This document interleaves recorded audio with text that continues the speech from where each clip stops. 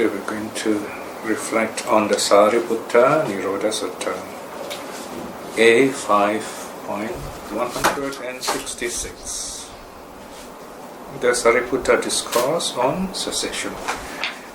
This has been translated as SG 47.15. Today's sutta is a very beautiful account of the Buddha's right-hand monk, the monk who is second most important to the Buddha, whose wisdom is almost as great as the Buddha, second only to the Buddha himself.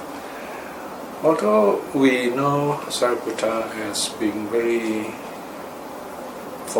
famous, foremost for his wisdom, he is also a person, a saint of great patience and also of great compassion. And today we see an example of how patient he can be. Very often when we see him in the suttas, he'll be teaching, and in this sutta he's doing just that. But there are some very interesting events in the sutta. We have a few well-known names. Ananda is there, Upawana, but we have one difficult person, and his name is Udayi. This Udayi is probably Laludayi, the Udayi who is not very bright. He became a monk quite old, so he has difficulty with his health, also difficulty keeping himself calm, and restraint is not so restrained. Okay, so we will see all these interesting events put together in this sutta and what we can learn from all this. And we're also given a mention of some of the qualities of Sariputta. Okay, let's begin with the translation. It's on page 151. The Sariputta Discourse on Cessation. Just one more word, cessation. Okay, the Pali word is Nirodha. Okay, this is a technical term, a special state only attainable by Arahats and of course the Buddha, and probably it's possible maybe this non-returners too. This is a state where all feelings cease. In fact, if we technically we can say by modern standards, by medical standards, the person would be dead because there are no measurable signs of life. However, in other words, the breathing stops, heartbeat seems to stop, brain activity seems to stop. There are no ways of measuring all this. But this person is in deep meditation, and in the Buddhist psychology language, we say the life faculty is still there.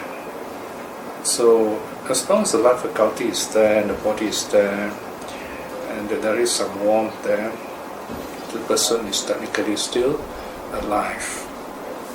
So this is what Sariputta is trying to tell the monks who have assembled. Now the heart of the sutta is not this teaching. The heart of the sutta is how the audience responded to the teaching and how a difficult situation arises and how Sariputta responds to it, and how Ananda, Upawana respond to it, and what the Buddha has to say about it. A5.166. There, the Venerable Sariputta addressed the monks thus: Avuso bhikshus, Avuso, the monks replied, the Venerable Sariputta in assent. The Venerable Sariputta said this. Okay, so this sutta probably is recorded in the Jetavana. So the very first word there probably means in that place, the monastery park. So there are monks assembled there, and then Sariputta is addressing the monks.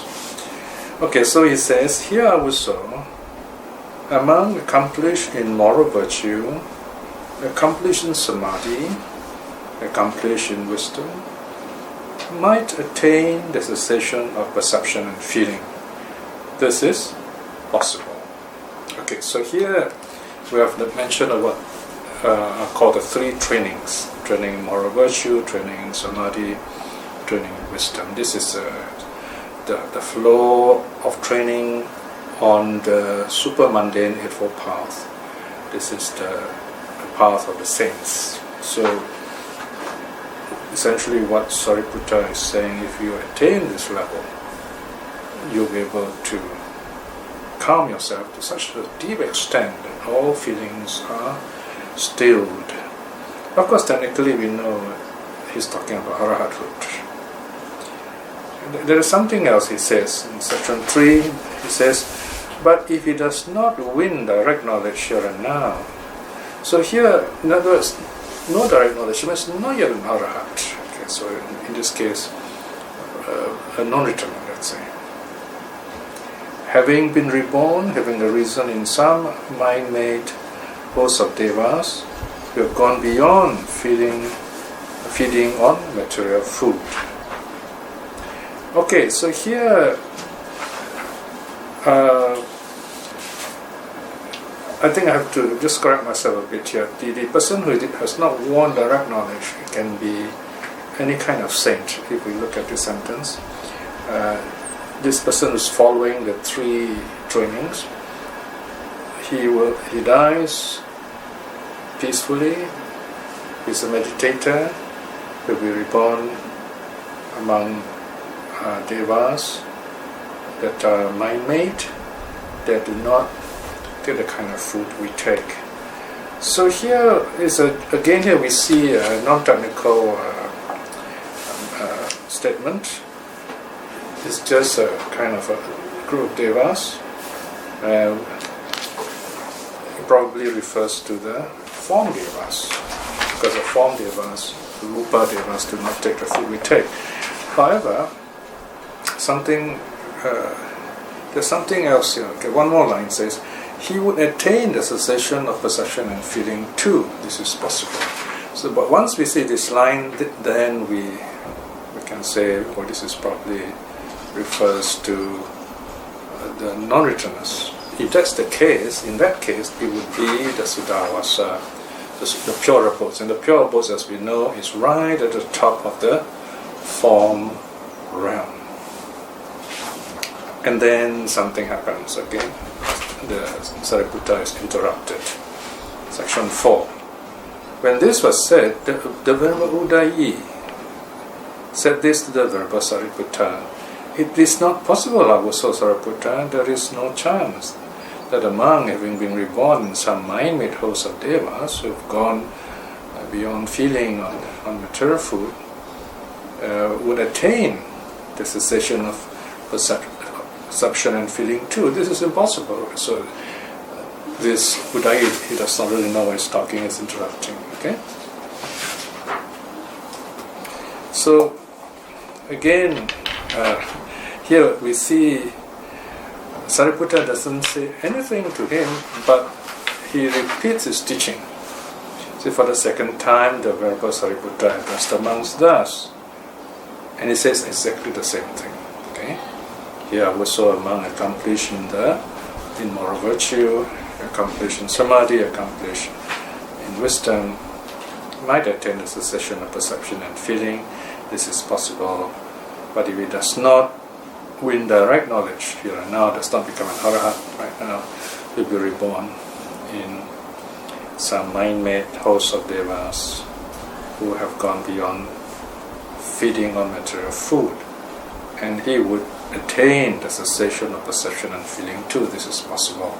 So we can assume in this case, because cessation is mentioned, and this devas not taking material food, and they are mind-made, that he's referring to the Sudhavasa devas, to the highest of the form realm. But Udayi does not know this. He thinks that, according to the commentaries, he's thinking that this term mind-made refers to the formless realm. So he is countering an elder, right? So we can see that he is out of line, so to speak. But still, Sariputta is very patient. Sariputta repeats the teaching the second time. But when this was said, look at section 7, when this was said for the second time to the Venerable Udayi, said this to the Venerable Sariputta: it is not possible, so Sariputta, there is no chance that a monk born in that way can attain cessation. Okay? So third time, Sariputta repeats the teaching. Here, why does he repeat the whole teaching? The idea is to actually gently remind or tell Udayi that he's wrong, that is the teaching. I mean, this is so obvious, So here, with this kind of sequence, we know Udayi either is rude or is not very bright, and lacks training definitely, right? So, and of course, another point we can observe is these things do happen even to the Arahats, okay? So it happens to the Arahats being interrupted. Sariputta himself, the most important monk after the Buddha, is being interrupted by this old monk. You can imagine in other situations when monks in our times are not even strenuous, may have difficulties. So in other words, the monks are reminded to be patient, to be compassionate. But that's not all, the story is not finished. So again, here this Udayi contradicts Sariputta. Now, as we know, after the third time, it's customary among the monks, and probably generally in ancient India, the person wouldn't continue anymore. He wouldn't go on saying a fourth time, right? So in other words, that's quite enough, 3 times, because he has made very clear that's the teaching. But this person, Udayi, has contradicted him 3 times also.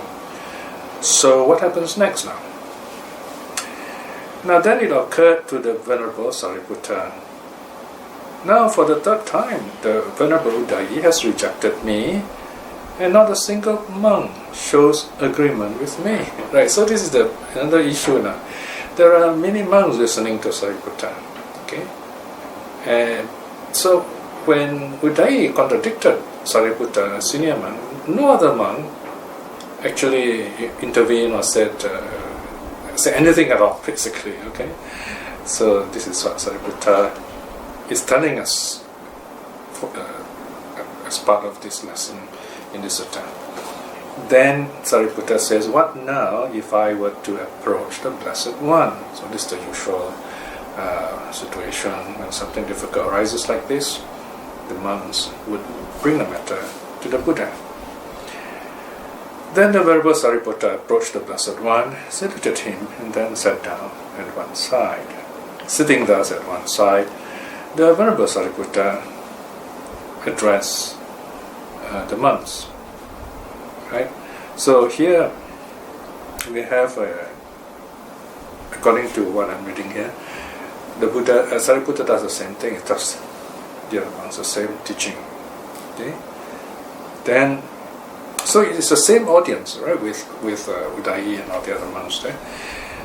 Then again, Udayi contradicting him in the same way. So it looks like Udayi is quite adamant in his wrong view. And then a second time, Sariputta addressed the monks in the same way, and a second time, Udayi contradicts him, and the 3rd time. So you have to imagine this kind of situation, right? So you have 2 situations. First, Sariputta with the monks, away from the Buddha. Udayi contradicts him. Then now they go to the Buddha, and Sariputta gives the same teaching again, but again Udayi contradicts him all the same. But something else is going to happen now because they are before the Buddha. So now, why did Sariputta go before the Buddha? He was perhaps thinking that in the presence of the Buddha, maybe Udayi might be a bit more circumspect, might be more kind of polite, attentive perhaps, but not so. Buddha is still the same. And the monks are also quiet. The monks didn't say anything. So what does Sariputta think this time? Look at 24, section 24. Then it occurred to the Venerable Sariputta, even before the Blessed One, too, the Venerable Udayi rejects me for the third time, and not a single monk shows agreement with me. What now if I were to be silent? Then the Venerable Sariputta was silent. So here we have another famous case of silence. Okay, you find the topic of silence is a very big, interesting issue in the early Buddhism. And here's another example where we see the great monk Sariputta, instead of scolding Udayi or even complaining to Buddha, he just remains silent, nothing more to say. Alright? So you can say this is Sariputta's silence. Of course, we can ask questions like, why do you remain silent, and so on. We can give some surmises here, we can guess. Because he knows this before the Buddha, and he doesn't presume to say more than that, because he knows the Buddha will say something. Indeed, in the next section we see a new development. This time the Buddha intervenes, and the real lesson starts now, section 26. Then the Blessed One addressed the Venerable Udayi. Notice, immediately what follows is the Buddha addresses the culprit monk, if you like. He says, now Udayi, what do you understand by a mind-made host? Or mind-made body, if you like. Okay, here the word mano mana kaya. Kaya can mean physical body like ours, or also can mean figuratively gathering. Okay, like we say a student body. Okay, a body of managers, okay, a group. Bhante, they are the formless devas composed of subtle consciousness. Okay, there you are. So this is what Udayi thought, wrongly of course. And then the Buddha reprimands him. Now Udayi, what is this foolish and fumbling talk of yours, that you think you should speak so? So here we see the Buddha in all uncertain terms very clearly telling Udayi that is wrong, right? So the Buddha basically is making things clear for us. Then the Blessed One addressed the Venerable Ananda. Okay, so first he addressed the main culprit. Now he addresses Ananda, who is supposed to be the treasurer of the Dharma, the person who's like a PR, very important person, very popular person with the public, who's supposed also to be like helping the monks, reminding them of protocol, things like that. Okay, so now the Buddha turns to Ananda, section 39. Then the Buddha says, Ananda, how can you just look on as an elder monk is being harassed? Okay, there you are. Notice, no one complains here, not even Sariputta, right? But the Buddha knows this. The Buddha is circumspect. So he tells Ananda, why didn't you intervene? Okay, you should know this elder monk is being harassed. Is there no compassion, Ananda, for an elder monk who is now being harassed? Okay. Now remember, Ananda is not an arahat. If Ananda is an arahat, the Buddha would not talk like this. Ananda is only a stream winner. Okay, stream winner, first stage saint, right? And he's only overcome self-identity view. He's overcome doubt and attachment to rituals and vows. That's about all. So he may still, kind of have a bit of sense of pride, maybe, though his wisdom is not fully developed yet. Okay. All right. Section 30.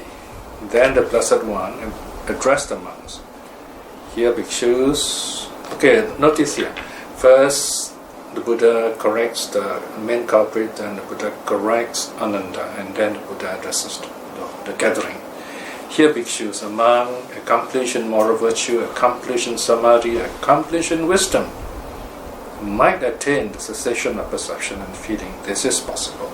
So this time is sort of official. The Buddha is saying the exact same thing that Sariputta has said. But if he does not win direct knowledge here and now, having been reborn or having arisen in some mind-made host of devas who have gone beyond feeding on material food, he would attain the cessation of perception and feeling too. This is possible.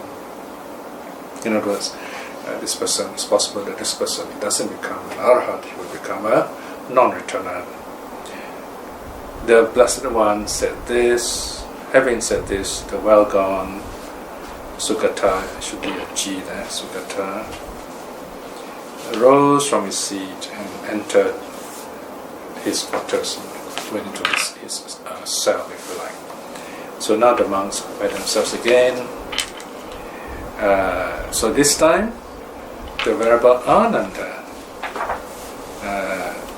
has kind of like takes over to correct things. Then, not long after the Blessed One had left, the Venerable Ananda reproached the Venerable Upawana. Okay, this is Ananda's turn. Approach Venerable Upawana. So now he turns to this another monk, quite a learned monk, and said this to him. Here, Avuso Upawana, they were harassing other elder monks, but we did not question them. Okay, so here Ananda felt he's wrong, but he's also saying, like to another brother monk, he says, how come you two didn't say something? So he felt he was wrong, but he felt someone should have told him.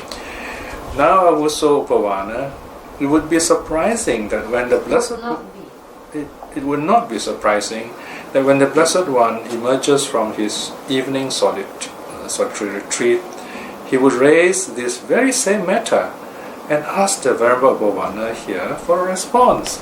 So here, this is almost a humorous situation. It's like Ananda is telling Upawana, the Buddha is going to call you up next. Okay, right now, I've fallen into apprehension. Okay, so here, Ananda is saying, I'm in trouble. The Buddha is kind of like reprimanding me.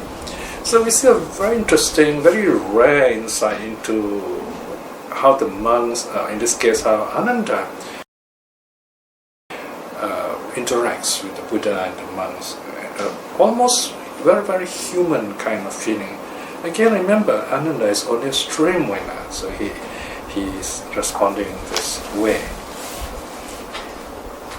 So, what Ananda is saying, his matter is not closed yet, right? When the Buddha comes by, he's going to tell us a few more things. Okay, 36. Then in the evening, when the Blessed One had emerged from his solitary retreat, he went to the service hall, this is a gathering hall, and sat down on the prepared seat. Sitting thus, the Blessed One said this to the Venerable Upawana. True enough, he called up the next monk, so to speak, the Venerable Upawana. This Venerable Upawana at one time was also the Buddha's personal attendant. So, the Buddha didn't actually reprimand Upawana, he actually teaches him something. The Buddha says, how many qualities, Upawana, must an elder monk have so that he is beloved and agreeable and respected and worthy of esteem to his fellow brahmacharis and fellow celibates in the holy life? So here, the Buddha is kind of indirectly teaching Upawana and also everyone present. It says, why should we respect a monk like Sariputta? Right? Because he has certain qualities. So what are these qualities? He asked Upawana. Now Upawana is wise enough to answer. He replies, section 38, Bhante, possessing 5 qualities, an elder monk has so that he is beloved and agreeable and respected, worthy of esteem to his fellow brahmacharis. What are the 5? Here Bhante, an elder monk, is morally virtuous, and then it is defined, okay? Dwells restrained in keeping to the Patimokkha, the monk's rules, code of rules or code of conduct, is accomplished in conduct and resort, so his behavior is correct and he goes to the correct places at the right time, especially in terms of alms food. Sees danger in the slightest fault, he will never break even the smallest precept, trains in the precepts he has undertaken. Okay. Notice here, Upamana is talking about Sariputta, who is an Arahat. Notice it says trains in the precepts he has undertaken. So even a saint would not break the rules. In fact, for the saint, it's more easy, more natural that they keep the rules. Number 2, he is deeply learned. Remembers what he has heard or learned, a store of knowledge, the teaching that are beautiful in the beginning, in the middle, in the end, along with their meaning and phrasing, which declare the holy life holy, complete, utterly pure. These are what he is deeply learned in. He remembers, has mastered verbally, examined them in his mind, penetrated them rightly by view. Right? So in other words, when he hears a teaching, he remembers them, and he knows the whole teaching that the Buddha has to give. The Buddha has given, he has understood them, and in terms of views, in terms of being expressed in such a way that people can understand, he is also capable in that area. Number 3, he has a good voice, a good delivery, endowed with urbane speech, distinctly clear, not driveling, in other words, formless in speech, able to clarify any issue. So here we have, in terms of voice, is very good in speaking. He's a public speaker, very clear voice. At the same time, is also able to answer questions and clarify difficulties. In other words, he's a very exceptional teacher. And number 5, the last quality. By realizing for himself through direct knowledge, right here and now, he attains and dwells in the freedom of mind and the freedom of by number 4.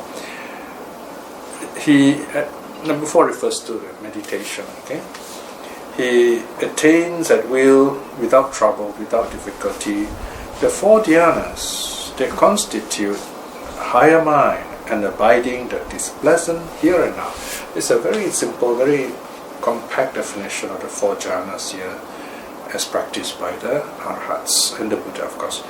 The 4 jhanas, as you know, is the deepest meditation we can get into, where we totally overcome all our senses.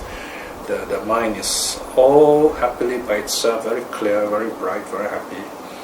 And this is called the higher mind, adhicitta. The mind totally free of the body. And anyone, not just the Arahats, anyone who does this meditation properly, in his daily life is always happy. In this life itself is happy when it comes up to meditation. Right?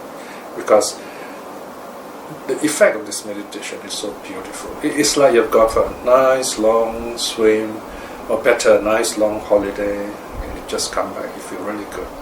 And of course the Buddha and the monks meditate every day. Alright, so that's number 4. And number 5, by realizing for himself through direct knowledge right here and now, he attains and dwells in the freedom of mind and the freedom by wisdom that are influx-free with the destruction of the mental influxes. So here is a statement of Arahathood. He has overcome all the defilements like wrong views and attachment to existence, ignorance, right? And he has attained Arahathood. So here, these are the 5 qualities of someone like Sariputta. So once again, these qualities are: number 1, Sariputta is morally virtuous, he is deeply learned, Then he is a good teacher with a good voice. He is able to attain jhanas. And number 5, he is an arahat. So these are the 5 qualities. And then it is the Buddha here who says sadhu, right? The Buddha, the sutta closes with the Buddha saying sadhu, sadhu, excellent, excellent, Upawana. Okay, now this is beautiful because in section 41, the Buddha is the one saying sadhu. Normally, the Buddha would give a teaching, it is the monk, the listener, is the one who's saying sadhu. So what is interesting here is, we see here the precedent, it is the Dharma that is above the Buddha and everyone else. The Buddha places even the Dharma above himself. So in this case, the Buddha says sadhu to the Dharma. So here's another example we can follow up from the Gaurava Sutta, where the Buddha talks about something even above himself, that is the Dharma that makes him the Buddha. So this is what prevents early Buddhism from becoming a cult. In other words, it's the teaching which is important, not the teacher. Well, the teacher is important, yes, but the teacher is not all important. It's the teaching that makes the teacher. And the purpose of having a teacher, the purpose of going to the teacher is not to worship him, is not to idolize him, but to learn from him, to practice with him. So in other words, he is like a path or bridge to the Dharma. That's what the Buddha is. So here, like the Buddha saying sadhu is a very beautiful gesture to remind us of the supremacy of the true teaching, the Dharma. And then the Buddha continues and says, Upawana, indeed possessing 5 qualities, Upawana, an elder monk is beloved and agreeable and respected and worthy of esteem to his fellow brahmacharis. So we should respect Sariputta. He has all these qualities. Notice again here, who is the cause of all this? Although Udayi is a troublesome person, he is actually the one who has caused the sutta to be spoken. So in that sense, he does play an important role too. So we should not be too upset with him. Okay. So then the Buddha continues and say that, well, okay, you should respect Sariputta. He has all these qualities. Right? If Upawana, these 5 qualities are not found in an elder, but his broken teeth, grey hair, and wrinkled skin, he will not be honored, respected, esteemed, venerated by his fellow brahmacharis. This is, why did the Buddha say this? It's one of those moments where, if we misread it, we would think that the Buddha is actually being sarcastic, because we also have a hint here that Udayi is probably a very elderly monk too. Okay, but he keeps interrupting Sariputta. And probably this is the reason why Sariputta didn't answer back, nor any of the other monks, because Udayi is a very old man, although not a senior monk, he's a very old man, and a very difficult person too, because he apparently, if I remember right, he also is the Buddha's cousin, so he has this sense of self-importance, and there are stories where he would, sometimes when elders are gone, he would sit on the elder's chair, and pretend to be an elder, and when people, new visitors come, they thought that he's actually an elder monk. But once he starts talking, starts teaching, he couldn't teach, and that reveals his true character. So the Buddha is hinting here to him, in other words, to go on with his training. So although wrinkled and old, but you don't have these qualities, people will not respect you. So again here in this sutta you find that lots of indirect teachings, a lot of a very gentle way of reminding the other monks the training that they should go through. Okay? It's a very rare sutta, this one. So now finally, near the end, almost at the very end, we have the Buddha indirectly addressing even Upawana. Upawana also is not left out, but it's not addressed directly because of his rudeness and because he is a difficult person, but still he is being addressed. Then, of course, the Buddha is talking to Upawana here again, 43. However, Upawana, when these 5 qualities are indeed found in an elder monk, he is as such honored, respected, esteemed, venerated by his fellow brahmacharis. So everyone has a chance to hear the Dhamma, whether they are addressed directly or not. In fact, we ourselves today are not addressed directly. We are living at a time long, long after the Buddha, but here we have the suttas still with us. In that sense, the Buddha is still addressing us in his teachings to remind us how the Dharma can be beautiful and how we can learn from the lives of the great saints of the past. Even someone who's not a saint, like Udayi, who probably before he died must have attained some level at least, if not an Arhat himself. Okay, let us do a short reflection to end this study. Whenever we look, one of the wonderful things that we can experience when we study the sutta is like looking through a window into the past to see how the great saints of the Buddha's time lived and what we can learn from it. And this Sariputta Nirodha Sutta is one of those teachings. And there are so many wonderful qualities that we can learn, especially respect for the Dharma, respect for the teacher, and respect for learning. So here we see how the Buddha, or rather how Sariputta is so patient, and he goes before the Buddha to teach the same Dharma without complaining, the Buddha himself correcting all the whatever is wrong, teaching all the monks one by one. And everyone who is involved, the main actors, are all taught something. So this is to show us that the Dharma is for everyone. Reflecting in this way is wonderful good karma.